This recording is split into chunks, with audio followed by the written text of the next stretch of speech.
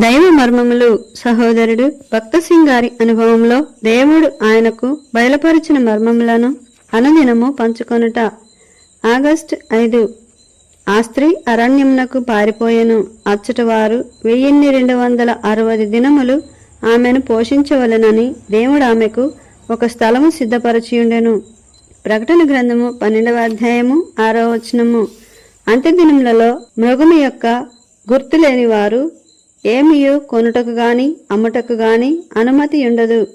ఆ దినములలో దేవుడు తన ప్రజలను అరణ్యంలో పోషించును. ఏలియాను పోషించిన రీతిగానే వారిని కూడా పోషించును. ప్రకటన గ్రంథము 12వ అధ్యాయము 6వ వచనము. ఏలియా బలిష్ఠుడుగానే ఉండెను. ఏలయనగా అతడు దేవుడిచ్చిన ఆహారమును భుజించెను. కనుక చివరి దినములలో దేవుడిచ్చు ఆహారమును తినువారు పుష్టిగాను ఆరోగ్యముగాను ఇందురు. ఒకవేళ దేవుడు వారిని దుంపల వేళ్లు ద్వారా పోషించవచ్చును, లేదా వారి ఆహారము ఆకులే కావచ్చును.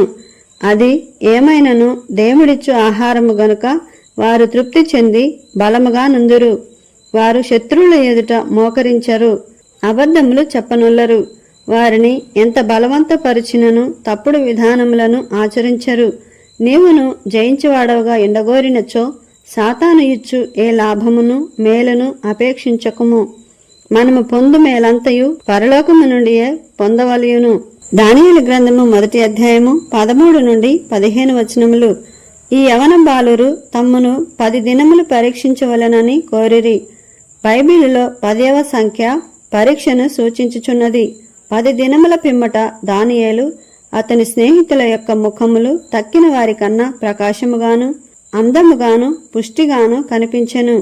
ఒకవేళ నీవు నీ ఇంటి వారి కొరకై పాలు మాంసము కొనలేకపోయిన ఎడల దుఃఖముఖుడవుగా తిరగవద్దు. మీరు భుజించు సామాన్యమైన ఆహారమునే ప్రభువు దీవించి మీకు శక్తి ఇవ్వగలడని విశ్వసించుము.